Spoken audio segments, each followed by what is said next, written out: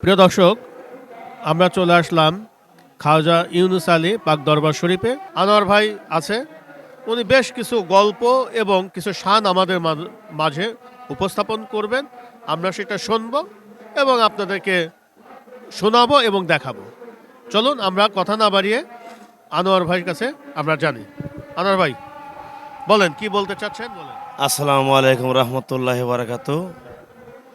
বিশ্ব শান্তির মহাসাধক গাউসুল আজম খাজা বাবা এনায়েতপুরী রহমতুল্লাহ, খাজা বাবার দয়ায়, আল্লাহ এবং রাসুল পাকের দয়ায় আমরা উপস্থিত হয়েছি এনায়েতপুর পাক দরবার শরীফে। এনায়েতপুর দরবার শরীফ খাজা বাবা ইউনুস আলী রহমতুল্লাহ আজ থেকে ৭২-৭৩ বছর আগে ইন্তিকাল হয়েছে। আনুমানিক ৭২ থেকে ৭৩ বছর ইন্তিকাল হয়েছেন মাজার শরীফে। তাই আমার নানার নাম ছিলেন আজমন্ডল সাহেব। আজমন্ডল সাহেব আজকে থেকে ৮০ বছর আগে, উনি ৮০ বছর আগে লাহিরিকান্দা বাজার থেকে মহিষ কিনে নান্দিনা বাজার থেকে জামালপুর, আমাদের জামালপুর নান্দিনা বাজার থেকে মহিষের ব্যবসা করতেন। উনি হয়তো মহিষ কিনে উনি উনি ওই সময় ৮০ বছর আগে হেঁটে হেঁটে ঢাকা গাবতলি যাইতেন। আমার নানা পায়ে হেঁটে যখন গাবতলি বাজারে আরেকদিন ব্যবসা করতে যান, তখনকার আমার নানা মহিষ বিক্রি করার পরে ওনার সমস্ত টাকা একটা ব্যাগের ভিতরে নিয়েছে, থলির ভিতরে, আগিলে মানুষ থলি বলতো। এই থলির ভিতরে টাকা নেওয়ার পর ওই জায়গায় সাভারে একদল একদল ডাকাতের দল, সাভার আমিন বাজার একদল ডাকাতের দল আমার নানাকে অ্যাটাক করছে। আমার নানাকে অনেক ধরনের পাম্পট্টি দিয়ে, বাইল দিয়ে বলতে, চলেন মুরব্বী, আপনাকে নিয়ে যায়, হোটেলে নিয়ে যায়, কিছু খাওয়া দাওয়া করাবো। এইরকম আমার নানার সাথে মিল দিছে। আমার নানা এই ডাকাতের ফান্দা থেকে বাঁচতে পারতেছে না। আমার নানা ডাকাতের সাথে গেছেন, উনি হোটেলে যায় খাওয়া দাওয়া করেছে আমার নানাকে।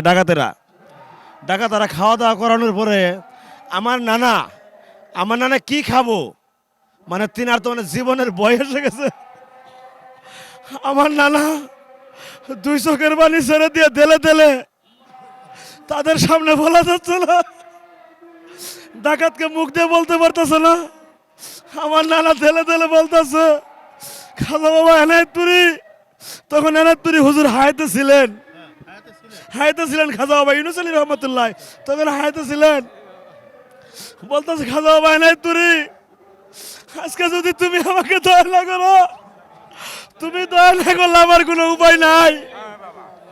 তখন আমার নানি বলছে, আমার নানার কাছে শুনেছে, খাজা বাবা এনায়েতপুরী ওই ঢাকা আমিন বাজারে বাস্তবে সশরীরে হাজির হয়ে গেছিলেন, সশরীরে হাজির হয়ে গেছে। এই গল্প যখন আমার নানি আমার সাথে আলোচনা করেন, আমার নানি ২ চোখের পানি দেখতাম ধারে স্যার। তো এইভাবে আমি অনেকবার, একাধিকবার আমি নানির মুখে আমি শুনেছি, আমার আম্মার মুখে শুনেছি, আমার মামাদের মুখে শুনেছি। তে এই ইতিহাস তখন সশরীরে হাজির হইয়া সেই ডাকাতের দলদেরকে বলতেছে, ইনি মুরব্বী মানুষ, তোমরা এনেকে কিসের হ্যাস্ত ন্যস্ত করতেছ। কিন্তু ডাকাতের দল বুঝতেছে না, ইনি এনায়েতপুরী হুজুর। ডাকাতের দলের কাছ থেকে আমার নানাকে উদ্ধার করে এনে খাজা বাবা এনায়েতপুরী ১ সেকেন্ডের ভিতরে তার সামনে থেকে নাই, সশরীরে হাজির ছিলেন। ১ সেকেন্ডের ভিতরে দেখতেছে খাজা বাবা এনায়েতপুরী ওখান থেকে নয় হয়ে গেছেন। আমার নানা হাউমা করে চিৎকার করতেছেন, আপন মুর্শিদ যদি আমাকে সাহায্য না করতেন, আমাকে আজকে ডাকাতের দলে আমাকে টাকা পয়সা নিয়ে আমাকে মেরে ফেলতেন। তাই এই ছিল আমার খাজা বাবা এনায়েতপুরীর কেরামত। এইরকম অসংখ্য কেরামত আছে আমার খাজা বাবা এনায়েতপুরীর আওলাদ, খাজা বাবা শম্ভুগঞ্জি, তিনাদের অনেক কেরামত আছেন। তাই খাজা বাবা শম্ভুগঞ্জির ছেলে, খাজা বাবা শম্ভুগঞ্জির আওলাদ গণ গানের মধ্যে লেখছে, গজলের মধ্যে লেখছে, আমি সারা জনম লিখি যদি বাবা তোমার গুণগান, শেষ করতে পারবো না আমি আখেরি ইমামের শান। তাই মিয়া ভাইয়ের আমার, খাজা বাবা এনায়েতপুরীর আওলাদগণ যে যেখানে আছেন, এরা সকলে পাওয়ারফুল ওলি আল্লাহ। আপনারা দেশ বিদেশ থেকে যারা দেখতেছেন অনেকের মনের মধ্যে জাগতে পারে মানে পীরের ছেলে আবার মানে পীর হয় কেমনে, পীরের ছেলে পীর কিভাবে হয়। আল্লাহর অলিগণ, আপনার বাবা যদি 5 ওয়াক্ত নামাজ পড়েন,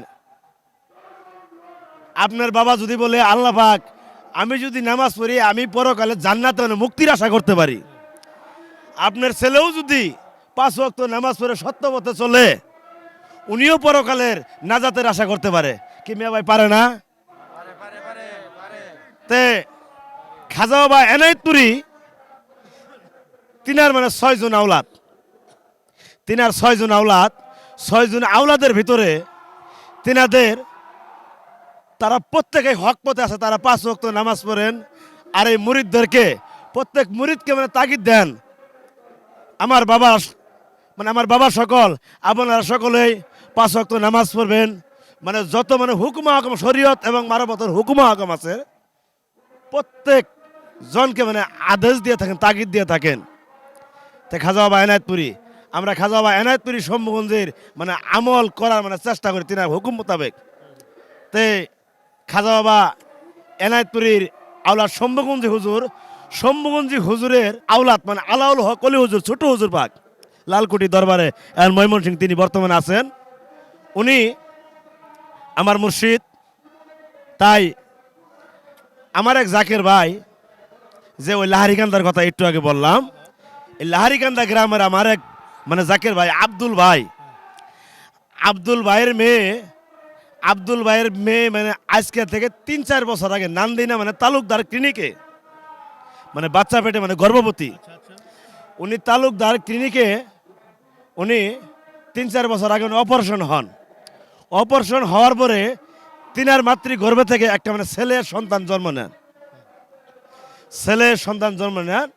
তখন সেই মানে 3 দিনের ছেলে হঠাৎ ডাক্তার বলতেছে এই ছেলের মানে সারা শরীরে ব্লাড নষ্ট হয়ে গেছে, মানে দূষিত হয়ে গেছে। তখন সেই 3 দিনের ছেলেকে এই নান্দিনা তালুকদার ক্লিনিক থেকে তাকে দিয়ে দিল মানে জামালপুর শিশু হাসপাতালে রেফার করলেন। এই জামালপুর শিশু হাসপাতালে মানে রেফার হওয়ার পরে তখন জামালপুর শিশু হাসপাতালে তাকে মানে কোনো ধরনের চিকিৎসা দিতে পারলেন না, নিয়ন্ত্রণ করতে পারলেন না।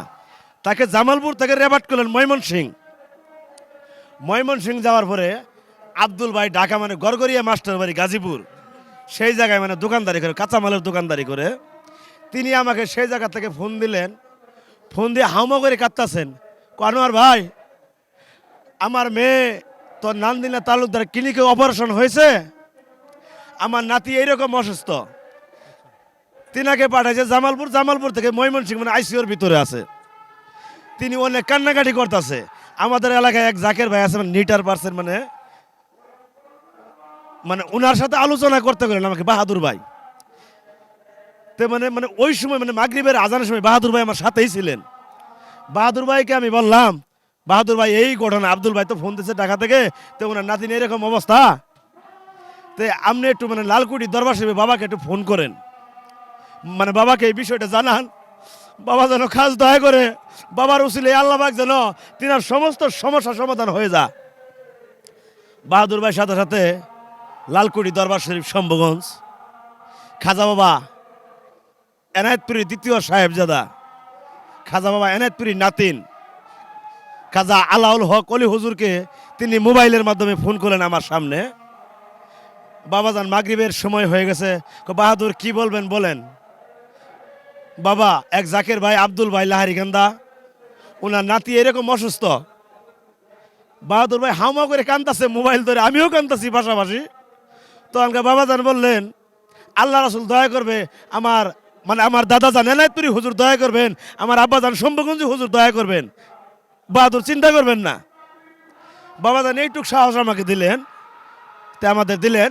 দেওয়ার পর কিছুক্ষণ পর আমি আব্দুল ভাইকে ফোন করলাম, আব্দুল ভাই আপনি নিশ্চিত থাকেন বাবাজান আপনার নাতির প্রতি দয়া করবে, আল্লাহ রাসূল দয়া করবে, খাজা বাবা এনায়েতপুরী রসিলে আপনার নাতি ভালো হয়ে যাবে। উনিও অনেক মানে পুরাতন জাকের, উনি বাবাজানদেরকে অনেক মোহব্বত করেন, ভালোবাসেন। তখন উনি আমাকে বলল, ভাই বাবাজান বলছে ঠিক আছে, আপনারা দয়া করে কালকে সকালে যদি ময়মনসিংহ আসেন নান্দিনা থেকে, তে আমি অনেক মানে খুশি হইতাম। আপনাদের মানে গাড়ি ভাড়া, যাতায়াত খরচ সমস্ত কিছু আমি দিব। আমি বললাম টাকা দিতে হবে না, জাকের ভাইদের সাথে আমি আলোচনা করি, এলাকার মানে যারা আছে ভক্ত মুরিদ যারা আছে আমি তাদের সাথে আলোচনা করি। তখন আলোচনা করলাম, আলোচনা আলোচনা ফাইনাল করে কমপ্লিট করে আব্দুল ভাইকে ফোন করলাম। আব্দুল ভাই কালকে সকালে আমরা যাব। একজন একজন জাকের ভাইয়ের প্রতি, একজন জাকের ভাইয়ের এত ভালোবাসা থাকে, তা সাধারণ মানুষকে বইলা বোঝানো যাবে না, অসম্ভব। তে এইরকম ভালোবাসা প্রত্যেকটা জাকের ভাই পরের দিন সকালে মানে বাসি মুখে খানা না খেয়ে কেউ মুখ ধোয় নাই। ময়মনসিংহে আমরা হাজির হয়ে গেলাম। আর যার নাতিন, আব্দুল ভাইয়ের নাতিন, উনি মেডিকেলে যায় নাই, তার নাতিনকে দেখতে যায় নাই। ওনার কথা হইতাছে আমার নাতি দেখার আগে আমি আগে ময়মনসিংহ বাবাজানের ওই জায়গায় আমি হাজিরা দেব। তা আব্দুল ভাই সরাসরি উনি লালকুটির দরবার শরীফ উপস্থিত হয়ে যান। আমরা সরাসরি লালকুটির দরবারে হাজির হয়ে যাই।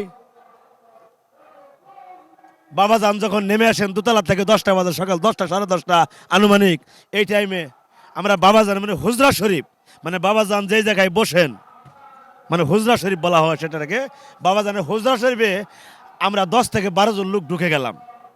ঢুকে যায় বাবাজান বললো আপনারা কি জন্য এসেছেন? আমাদের আর কোনো কথা নাই, আমরা এমনভাবে কান্নাকাটি করতেছি। বললাম বাবা আপনার দয়ার সাগর, আপনার অসংখ্য কেরামত, শম্ভুগঞ্জ এনায়তপুরি অসংখ্য কেরামত বাবা, আপনার দয়া ছাড়া আব্দুল ভাই নাতি দুনিয়াতে বাঁচবে না। তখন বাবা কালকে আপনাকে যে জিনিসটা আর্জি দিছি মোবাইলের মাধ্যমে, সেই রোগীর জন্য আপনার কাছে এসেছে। বাবা গো রোগীর কি অবস্থা বাবা? আপনার দয়া ছাড়া রোগী বাঁচবে না। তখন আমাদের বাবা আরো অনেক কিছু বলতে চাচ্ছে, আমরা বলতে পারি না, আমাদের শুধু কান্না আর কান্না, কেউ কোনো কথা বলতে পারতেছেন না। বাহাদুর ভাই বাবার কদম 2টা পাও ধরে হাউমাউ করে চিৎকার শুরু করলেন। বাবা যান বলতেছেন বাহাদুর উঠেন উঠেন উঠেন উঠেন। বাহাদুর ভাই বাবার কদম ছাড়ে না। আমি গুনাহগারের সাথে সাথে বাবার কদমে পড়ে গেছি, জড়াই ধরেছি। বাবা আপনার দয়া ছাড়া কোনো মুক্তি নাই। তখন বাবা যান বললেন আমার আব্বা হুজুর শম্ভুগঞ্জি, আমার দাদা জানা নাইতুরি, আল্লাহ রাসূল মদিনাওয়ালা আপনাদের কান্দনে অনেক খুশি হয়ে সন্তুষ্ট হয়ে গেছে। যান, এই সন্তানের জন্য আমি গ্যারান্টি হয়ে গেলাম। তখন এই ছেলের জন্য আপনারা একটা তাড়াতাড়ি মানত করেন, জানের বদলে একটা জান মানত করেন। আব্দুল ভাই সাথে সাথে বলল বাবা জান, আম্মা জানের ফাতিহা শরীফে 9 বৈশাখ, এই সামনে আস্তে আস্তে 1 মাস আছে, আম্মা জানের ফাতিহা শরীফে আমি একটা 10,000 টাকা হাসি দিব। বাবা জান বলেন ঠিক আছে। আব্বা জান খাস দয়া করবে, আল্লাহ রাসূল আমার দাদা জানে নাইতুরি হুজুর আপনার প্রতি খুশি হয়ে গেছে। তাই আমরা এসে বললাম পরের দিন আমি গুনাহগার, তে আমরা পরের দিন আমাদের নান্দিনী এলাকায় মানে গোপালপুর থেকে ভিতরে বারসরা সেই জায়গায় একটা মাহফিল প্রোগ্রামে গেলাম। যাওয়ার পরে রাত্রে আব্দুল ভাই হঠাৎ করে আবার ফোন দিছে, আনোয়ার ভাই আমার মেয়ে অতিরিক্ত অসুস্থ, বমি করতা, শুধু বমি আর বমি, বমি আর বমি। বললাম আপনি কোথায় আছেন? আমি মেডিকেলে। তখন মেডিকেল আছে, ডাক্তার কি বলে? 5 থেকে 7 জন MBBS ডাক্তার বসে ট্রিটমেন্ট করলো আমার মেয়ের। ওই নান্দিনা তালুকদার ক্লিনিকে যখন মানে অপারেশন মানে হওয়ার পরে মানে আমার মেয়ের মানে মনে করেন মানে পেটের ভিতরে ময়লা ছিল, ডাক্তার ভালোভাবে সাফ করে ড্রেসিং করে নাই, ভালোভাবে ড্রেসিং করতে পারে নাই। মানে ড্রেসিং না করাতে আমার মেয়ের পেটের ভিতরে সমস্যা, ইনফেকশন হয়ে গেছে। এখানে ডাক্তার বলতেছে মানে এই মেয়ে মারা যাবে। আরেক ডাক্তার মানে অডিট অফিসার বলতেছে মারা যাবে না, একটা সিস্টেম আছে, এই মেয়েকে আবার আবার নিয়ে আসেন, হ্যাঁ আবার পুনরায় অপারেশন করতে হবে। তখন এই ডাক্তার এটা বললো। আরেক ডাক্তার বলতেছে না, এই মেয়েকে যদি আবার পুনরায় অপারেশন করা হয় সেই মেয়েটা মনে করেন মারা যাবে 99%। তখন আব্দুল ভাই এই জিনিস শুনে, এই কথা শুনে আব্দুল ভাই হামা করে চিৎকার বাড়তাছে। আবার পুনরায় আমাকে উনি বললেন ফোন দিয়া, ভাই এরম এরম সমস্যা, আপনি করে সেদিনও আনলাম আমার নাতির জন্য, আজকে আমার মেয়ের সমস্যা, আপনাদের কাছে আমি দয়া ভিক্ষা চাই, একটা দিন আমার জন্য পরিশ্রম করেন, ময়মনসিং আসেন। পৃথিবীর কোনো ডাক্তার আমার মেয়েকে আর ভালো করতে পারবে না, আমার মেয়ে মারা যাবে। ভাই আমার নাতি বেঁচে গেল, এখন যদি আমার মেয়ে মারা যা, এই সন্তান তো এতিম হয়ে যাবে। বলতে স্যার একটা দিন আপনাদের কাছে দয়া ভিক্ষা চাই। পুনরায় আবার জাকের ভাইদের জানাইলাম ওই মাহফিল মজলিসেই, তারা ওখানে উপস্থিত ছিলেন। বলার পরে জাকের ভাইরা বললো ঠিক আছে চলেন যাই বাবার কাছে।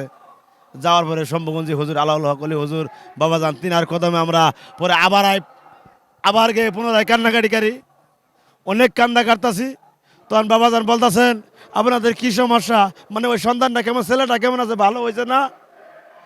বললাম বাবা সেই সন্তান আপনার দয়া, খাজা বাবার দয়া, সন্তান ভালো হয়েছে, সন্তানের মা বাবা অনেক সমস্যা। ওই সমস্যা ঘটনা তুলে ধরে বাবা জানের সামনে জাকেরেরা হাউমাউ করে এমনভাবে কান্নাকাটি করতেছে, সেই দিনের সে কান্না আরো বেড়ে গেছে। তখন বাবা জান বলতেছেন এই মেয়ে তো দুনিয়া থেকে চলে যাবে। তখন আমাদের একটা বিশ্বাস, যেই ব্যক্তি বলতে পারে এই মেয়ে দুনিয়া থেকে চলে যাবে, খাজা বাবা এনায়েত আওলাদ করেন, এমন শক্তি এমন পাওয়ারফুল ওলি আল্লাহ তারা আমরা চিনি, যে জানে না সে চিনবে না। তে আমাদের ভিতরে সাথে সাথে একটা জ্ঞান এসে বলল, বাবাজান যেহেতু এই কথা বলছে, বাবাজানের কদম আমরা শক্ত করে ধরি। সকলের ভিতরে তাৎক্ষণিকভাবে একটা বুদ্ধি এসে গেল, জ্ঞান এসে গেল। বাবাজানকে শক্ত করে কদম জড়াই ধরে কান্নাকাটি বাড়তেছে। বাবাজান কান্নাকাটি বাড়তে বাড়তে আমাদের কান্না দেখে তখন বলতেছে আপনাদের কান্দনে আপনারা এমন আশেক, আপনারা এমন গুলামি করলেন আমার দাদা জানেন, আমার আব্বা জানেন, আপনাদের কান্দনে আল্লাহ রাসূল খুশি হয়ে গেছে। আপনারা তাড়াতাড়ি জানের বদল একটা জান মানত করেন। ওই দিন বাবা জান বললো তাড়াতাড়ি জানের বদল জান মানত করেন আব্বা জানের মাজার শরীফে, আব্বা জানের মাজার শরীফে। আব্দুল ভাই পুনরায় ওনার ভিতরে একটা মন বল আছে, আবার ওনাকে যদি বাবা জান বলে আপনি 1 লক্ষ না, আপনার ঘর বাড়ির সমস্ত কিছু লিখে দেন, উনি এখনই দিয়ে দিবে, এটা আমার মনের বিশ্বাস।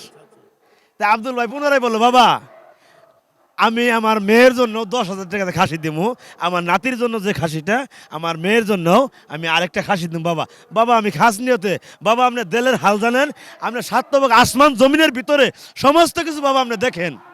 আমার দেলে বাবা বলতাছে, বাবা যান বললেন, বাবা জানের সামনে একজন লোক থাকে, বাবা যান ওনাকে বললেন তাড়াতাড়ি একটা ওষুধ লিখলেন, হোমিও ওষুধ দেন বাবা যান। একটা হোমিও ওষুধ লিখলেন। হোমিও ওষুধ লেখার পরে বাবা যান বলল মেডিকেলে নিয়ে গিয়ে, মেডিকেলে ওষুধটা নিয়ে কেউ যাতে না দেখে, নার্সেরা তো এগুলা তারা আত্মবিশ্বাস করবে না, তারা ওষুধ খাওয়াইতে দিবে না, তারা যাতে না দেখে ওষুধটা আপনি ঠিক খাওয়াই দিন। আমরা বাবাজানের কথায় বিশ্বাস করে একজন জাকের ভাইকে পাঠাই দিলাম, হান্নান নামে এক ছেলে, তা আমাদের বাগিনা, উনি তাড়াতাড়ি মেডিকেলের ভিতরে গিয়ে ওই মেয়েকে ঠিক আড়ালে ওষুধটা খাওয়াই দিলেন, হোমিও ওষুধ, একটু ডোজ খাওয়ার 1 মিনিট পর মেয়েটা পেট ফুলে এরকম মোছা ছিল। আস্তে আস্তে আস্তে আস্তে আস্তে আস্তে একদিন 1 রাত্র যখন হয়ে যা, মেয়েটা পরিপূর্ণ সুস্থ হয়ে যা, অপারেশনের প্রয়োজন হইল না। সেই মেয়েটা বাড়িতে এসে আমার সামনে তার বাবাকে বলতাছে, আব্বা আমি তো দুনিয়াতে বাঁচতাম না, বাবা যখন ওষুধ পালাই দিছে, ওষুধ যখন খাইলাম, ওষুধ এদিক দিয়ে বইলে গেল, পেটের ভিতরে যখন ওষুধ গেল আমি ঠাওয়ার পাইলাম, আমি টের পেলাম। ওষুধ পেটে যাওয়ার পরে আমি আব্বা বুঝতাছি আমার ভিতরে জানি কে যেন ঢুকে, আমার ভিতরে জানি কে ঢুকছে, আমার ভিতরে ঢুকে হাত দিয়ে এইভাবে ঠাইনা ঠাইনা আমার নাড়ের ব্যাসগুলো ছুটাই দিতেছে। তখন আমি 2 চোখের পানি ছেড়ে দিয়ে বললাম, মা তোমার ভিতরে এমন একজন ব্যক্তি ঢুকে গেছে, আমার খাজা বাবা শম্ভুগঞ্জি এনায়েতপুরি ছাড়া আর কেউ না। তাই এরকম অসংখ্য কেরামত আমার খাজা বাবা শম্ভুগঞ্জি এনায়েতপুরীর। তাই আমার বাসায় আমার ছন্দে আমার আলোচনায় যদি কোনো ভুল ত্রুটি হয়ে থাকে সকলে ক্ষমার দৃষ্টিতে দেখবেন।